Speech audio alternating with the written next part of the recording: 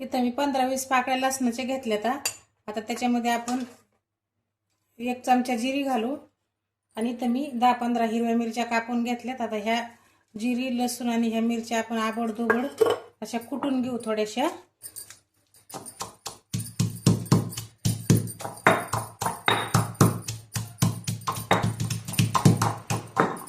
अशा आबडधोबड कुटून घ्यायच्या। आता ह्या मिरच्या कुटून झाल्यात। थोडीशी हरभऱ्याची डाळ भिजत घातली होती 2-3 तास।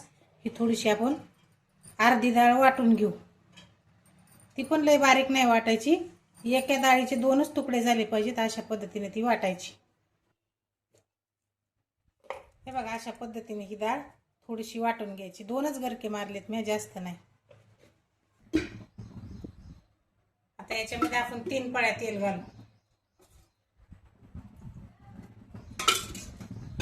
आपलं तेल गरम झालंय, त्याच्यात 1 चमचा मोहरी टाकू आणि अर्धा चमचा जिरे टाकू। हे 8-10 पानं कढीपत्त्याचे घेतले तर ते पण याच्यात टाकू। आता हे 2 कांदे कापून घेतले ते पण याच्यात टाकायचे। आता या कांद्याला थोडा लालसर कलर येतो परतून घेऊ।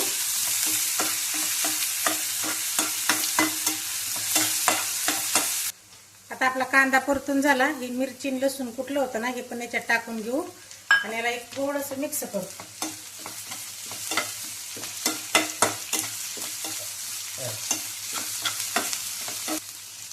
आता याच्यात अर्धा चमचा हळद घालू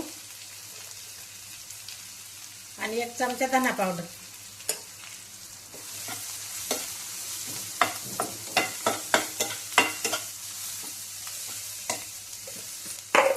आता ही वाटलेली डाळ आपण ह्याच्यात घालून घेऊ।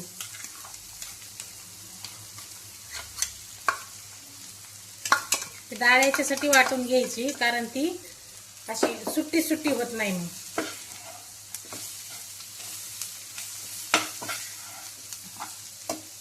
आणि ही बाकीची डाळ भिजलेली मी आखी टाकणार आहे। ती थोडीशी वाटून घेतली आणि ही आखी टाकणार आहे।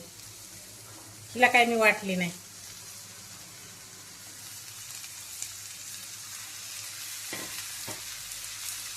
आता ह्या डाळीला आपण चांगलं मिक्स करून घेऊ।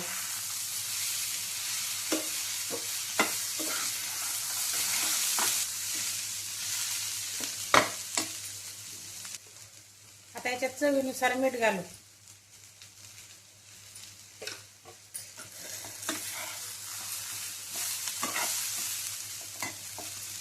आता ही डाळ भिजलेली तर आहेच, पण थोडी जी राहिली ना ती शिजण्यासाठी आपण याच्यात थोडंसं पाणी घालू।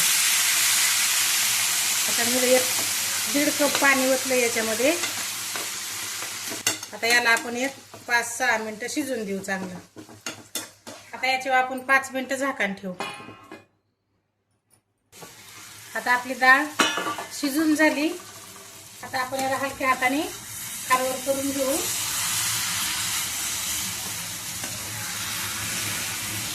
आता मी गॅस बंद केलाय।